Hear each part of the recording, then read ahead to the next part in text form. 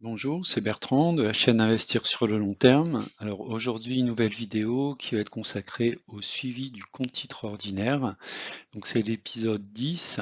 Nous sommes le 16 juillet 2022. Alors avertissement, je ne suis pas conseiller financier. Cette vidéo n'a pas pour but de vous proposer un placement financier ou un quelconque conseil d'achat, mais uniquement un but pédagogique et de partage. Vous restez responsable de vos investissements. Alors, on va démarrer avec le suivi des indices américains, puisque le portefeuille compte titre ordinaire est principalement attaché à des actions et des ETF américains. Donc si on regarde les trois indices principaux, le Nasdaq, le Standard & Poor's 500 et le Dow Jones, donc là ce sont les cours à la clôture de vendredi 15 juillet. Donc on peut voir qu'une clôture plutôt dans le vert. Mais si on regarde sur un peu plus de recul, notamment par rapport au 1er janvier, on voit qu'on est nettement en territoire plutôt rouge. La semaine s'est plutôt bien passée pour les indices, hein. On était en légère hausse, également en légère hausse sur le mois. Donc sur le mois en fait, hein, c'est la période du 15 juin au 15 juillet.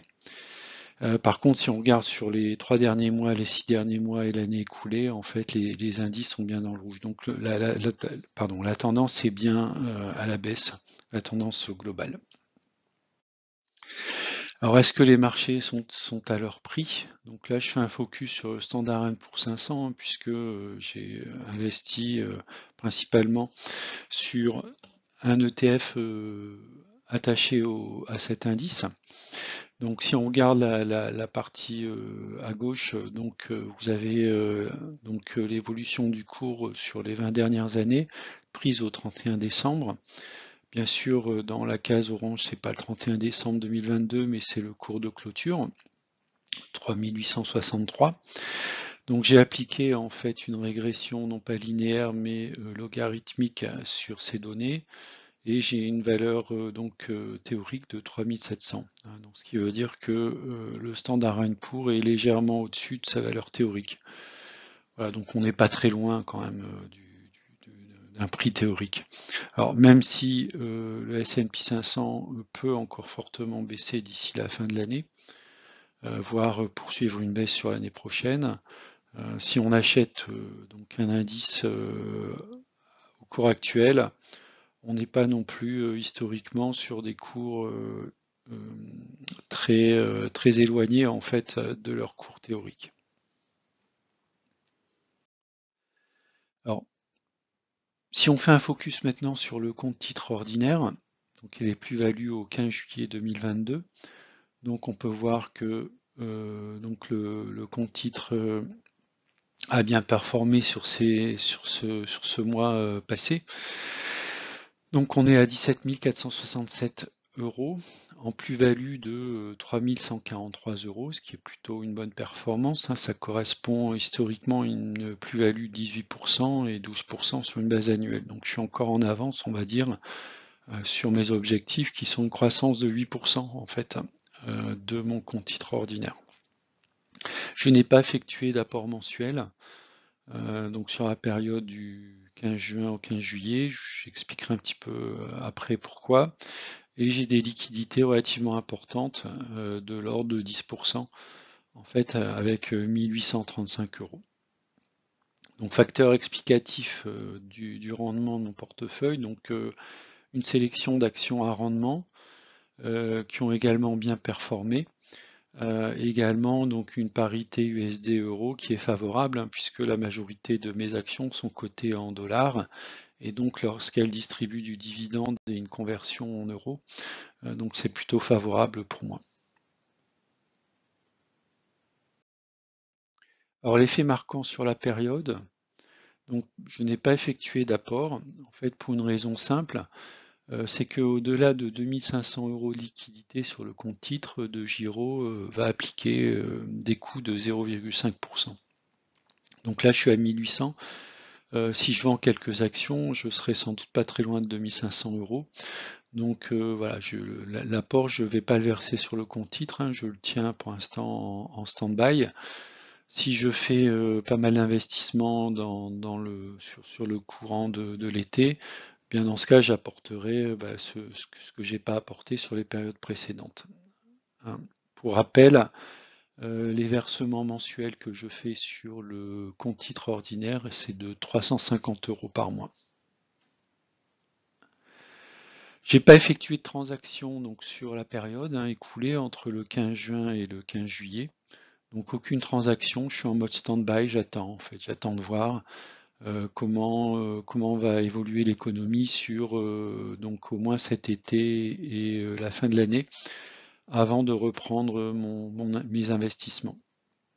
Je n'investis plus énormément sur les actions américaines que je détiens en portefeuille, car l'ensemble des actions a quand même monté de manière très forte. Je ne souhaite pas forcément augmenter mon prix de revient, notamment s'il y a une correction très très forte sur les marchés américains. Je préfère garder mon cash en fait pour investir notamment sur des indices. Standard & Poor's ou Nasdaq, si le Nasdaq est amené à baisser de manière très forte. Donc pas de transactions sur la période. Et des actions sont sous surveillance. En fait, j'ai 3 actions qui sont dans le rouge. La première, c'est Alibaba. La deuxième, j'ai Sina et la troisième, Unibail Rodamco Westfield. Donc les 2 dernières sont des actions françaises non éligibles au PEA. C'est pour ça que je les ai logées en fait dans le compte titre ordinaire. Alibaba étant donc coté sur le Nasdaq sous forme d'ADR. Alors si on fait un petit focus sur Unibail Rodamco Westfield, donc ce qu'il faut savoir en fait, c'est qu'on est sur donc ce qu'on appelle une SIC, une société immobilière cotée. Donc Unibail Rodamco Westfield, c'est le premier créateur et opérateur global donc de centres de shopping avec un portefeuille valorisé à 54 milliards d'euros au 31 décembre 2021. Donc 86% sont des commerces notamment des commerces pour donc des commerces du retail assez classique, 6% en bureau et 5% en site de congrès exposition, donc qui ont souffert ces derniers temps. Donc en tout c'est 80 centres de shopping avec 53 flagships qui sont représentatifs en fait notamment de la marque Westfield. Donc je vous ai mis un petit peu le portefeuille par activité, donc 86% centres de shopping, 6% de bureaux, 5% les congrès expositions et 2% les services. Si on regarde la répartition régionale en fait par activité, donc on voit que là, il y a à peu près un tiers en France des centres commerciaux. On va en retrouver à peu près un quart aux États-Unis et puis le reste réparti entre l'Europe et puis l'Europe du Nord. Assez peu exposé en fait en Asie. Donc 2 continents, l'Europe et les États-Unis. Un portefeuille de développement, c'est ce qui est assez intéressant, c'est que Unibail Rodamco Westfield continue malgré ces dernières années une situation financière, on va dire, pas très simple, continue néanmoins de faire son développement commercial. Une capitalisation boursière de 6,69 milliards d'euros. 2800 employés. Alors, Unibail Rodamco Westfield a connu des difficultés sur les 2 dernières années. Ils ont décidé de ne pas verser de dividendes et ont mis en place en fait un plan en fait de redressement qui s'appelle The Path to 2024. Donc suivant 4 axes, le premier en fait c'est donc de retrouver une croissance rentable des centres commerciaux. Le deuxième, c'est de développer des programmes en fait sur les États-Unis et l'Europe. Ensuite, d'accélérer en fait la croissance en développant des services additionnels. Et le dernier point qui est purement financier, c'est d'avoir à nouveau de distribuer un dividende en fait soutenable, hein, c'est-à-dire que dont la société est capable de maintenir sur le long terme. À noter également, donc dans le tour de table qui a eu lieu il y a un peu plus d'un an, donc l'entrée au capital en fait de Xavier Niel. Alors si on regarde l'évolution du cours sur les 20 dernières années, donc on peut voir que c'est une évolution un petit peu chaotique entre un minimum qui a été touché donc autour du mois de février, ouais, au cours de l'année 2020 en fait, autour de 29 euros, un maximum qui était autour des années 2015 de 158 euros. Donc on voit qu'il y a une fluctuation du cours qui est très très forte. Et puis actuellement, en fait, hein, on oscille en fait entre 40 et 60 euros. Si on regarde le chiffre d'affaires, en fait, on a une variation quand même du chiffre d'affaires qui est positive. Donc même si le bénéfice net par action a plongé fortement, on voit quand même que Unibail-Rodamco est sur le bon chemin du redressement. Si on regarde une projection sur le long terme, donc j'ai récupéré les cours mensuels sur les 20 dernières années, donc ce qui nous fait quand même un peu plus de 200 points pour analyser l'information. Donc vous avez en orange l'évolution du cours de l'action, hein, c'est ni plus ni moins de ce qu'on a vu sur le slide précédent. Et puis vous avez en rouge en fait la droite de corrélation. Donc ce qui est intéressant de voir, c'est que malgré des hauts et des bas, on voit que globalement sur le très long terme, l'action a une pente positive. Donc c'est pour un investisseur un point qui est relativement intéressant. On peut voir que globalement, j'ai mis les écarts types qui sont représentés sous les formes des pointillés. Donc on voit qu'actuellement on est à moins 2 écarts types. Donc ce qui pour moi est ces deux éléments qui me semblent relativement intéressants. Alors, même si c'est un achat spéculatif, on peut espérer sur le long terme en fait que l'action va retrouver sa valeur de droite de régression. Autre point également, donc dans les dernières correspondances, notamment les résultats Q1 2022, donc Unibail-Rodamco a réitéré en fait sa guidance pour 2022 qui était d'avoir un gain par action en fait de 8,40 € donc sur l'année 2022. Donc on sent que Unibail-Rodamco est en net redressement. Bon, maintenant il y a beaucoup de risques qui pèsent sur l'activité d'Unibail-Rodamco, hein. Donc il y a effectivement la situation qui est liée à l'inflation très forte. Est-ce qu'il y aura un impact sur la consommation? Donc très certainement. Il y a également de l'aléatoire également sur le Covid avec les différents variants qui pourraient, en cas de reprise d'épidémie, avoir un impact significatif sur l'activité des centres commerciaux.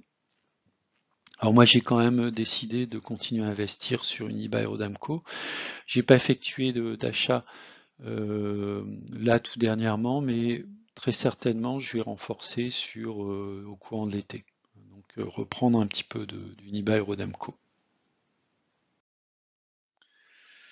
Bon voilà pour la petite parenthèse sur cette société. Alors si on regarde maintenant globalement donc le compte titre ordinaire, donc j'ai fait un classement des actions des lignes selon le poids, donc la valeur représentative de l'action. Donc on peut voir par exemple que Unibail-Rodamco est dans le top 10, c'est la 1, 2, 3, 4, 5, 6, 7, c'est la 8e action en termes de poids en portefeuille. Je suis à moins 12% en fait sur Unibail-Rodamco. Donc j'ai très certainement renforcé plutôt j'aimerais bien autour des 40 €. Donc s'il y a encore une baisse significative autour des 40-45 €, je renforcerai en fait sur Unibail-Rodamco. Pareil sur Gecina, on voit que Gecina c'est également une action qui est très en retard. je suis quasiment à moins 20%, moins 17,61. Donc c'est également une action que je risque de renforcer.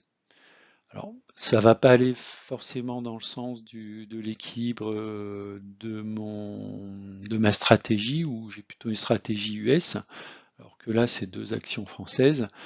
Mais bon, pour moi, elles sont plutôt dans des cours, dans des zones d'achat, donc c'est plutôt le moment de se renforcer, quitte à s'alléger si elles repartent très fortement à la hausse dans le futur.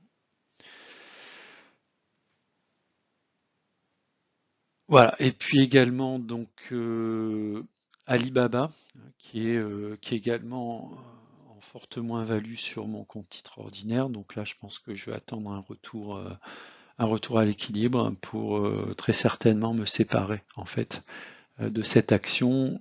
J'en profiterai alors pour racheter de l'ETF, notamment ETF SP500.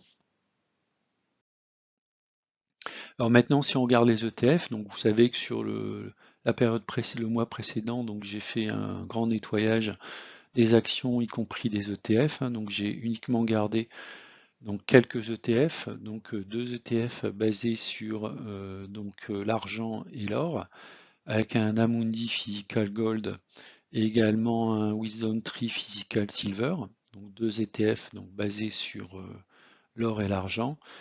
J'ai également allégé mais conservé un ETF sur Oil and Gas.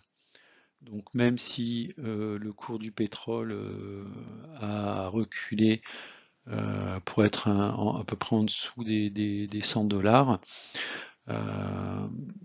moi je pense que bon, s'il y a une récession, le cours va reculer, hein, peut-être même très fortement reculer, mais à moyen long terme, je pense que les cours oil and gas vont continuer à rester relativement élevés. Et puis deux indices sur lesquels je concentre mes investissements. Donc un premier qui est assez large, qui est le Standard & Poor's, et puis un deuxième indice un peu plus focus sur la consommation discrète, avec le Standard & Poor's 500 consommation discrète. Dans tous les cas, ce sont des indices à accumulation, c'est-à-dire ce sont des indices qui ne distribuent pas de dividendes, mais qui réinvestissent les dividendes en fait dans l'indice lui-même. Donc voilà pour les ETF. Alors tableau des dividendes. Hein, donc si on regarde les dividendes perçus sur le mois de juillet, donc qui n'est pas encore achevé, donc de l'ordre de 57 €. Donc on voit qu'il y a une progression, notamment si on compare par rapport au mois d'avril.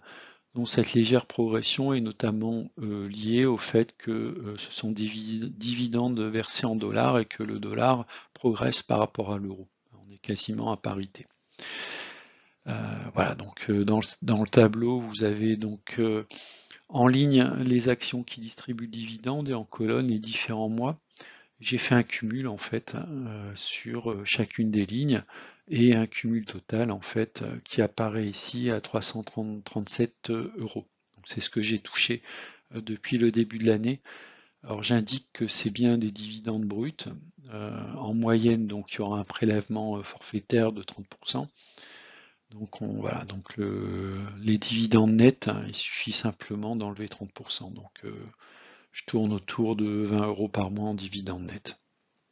Donc on peut voir qu'il n'y a pas eu d'apport au mois de juillet. On compensera très certainement ce manque d'apport sur les mois de fin d'année s'il y a eu des investissements conséquents, puisque je le rappelle, au-delà de 2500 €, De Giro ponctionne en fait 0,5% de frais, ce qui n'est pas ce qui est préférable finalement de ne pas faire d'apport, notamment si j'approche les 2500 € de liquidité. Donc qu'est-ce que ça donne graphiquement? Donc on peut voir donc les 57 € et puis donc sur le mois d'août en prévision 17 €. Voilà, donc c'est la contribution de chacun des mois à la réalisation en fait de ces 337 €. Donc on verra en fin d'année quelle sera représentativement la part des dividendes en fait dans mon portefeuille. Donc la composition du compte titre, non pas en juin mais en juillet. Donc on voit que ça a relativement peu évolué, 10% de cash, 60% d'actions US, si on exclut les ETF, 24% d'ETF et 8% d'actions françaises. Donc quand même 92% d'investissements exposés notamment aux États-Unis. Et à droite, en fait, c'est la répartition par secteur d'activité. Donc on va voir par exemple que les secteurs dominants, c'est la santé, l'énergie, l'immobilier. Et puis également donc l'ETF, en fait, Standard & Poor's 500 qui représente 15% de mon portefeuille. Alors la stratégie pour H2, hein, en suivi de stratégie, donc je vais très certainement, avant la fin de l'été, opérer un renforcement sur les deux lignes Unibail-Rodamco, Westfield et Gecina, donc des immobilières françaises. Un renforcement sur l'ETF Standard & Poor's 500 sur repli, donc j'attends notamment qu'il passe en dessous de sa valeur théorique sur la droite de régression. Et rester liquide pour pouvoir saisir les opportunités en cas de forte chute des indices, notamment des indices américains. Voilà, j'ai terminé la vidéo. J'ai terminé sur une magnifique photo qui a été prise sur la côte d'Opale, sur laquelle j'ai passé quelques jours. Donc juste à côté du Touquet, hein, c'est tout là-haut dans le nord de la France. Donc une photo de coucher de soleil qui est magnifique avec des couleurs rosées. Voilà, c'est une photo qui n'a pas été retravaillée avec des filtres, hein, c'est vraiment la couleur naturelle. Donc tout ça pour dire qu'il faut saisir aussi les moments, on va dire, où on peut admirer des choses naturelles et complètement gratuites. Là, c'est un coucher de soleil en bord de mer, donc si vous habitez pas très loin de la mer, profitez des couchers de soleil, ils sont vraiment magnifiques. Voilà, donc je vous souhaite une bonne continuation et je vous dis à bientôt. Merci d'avoir regardé la vidéo. Au revoir.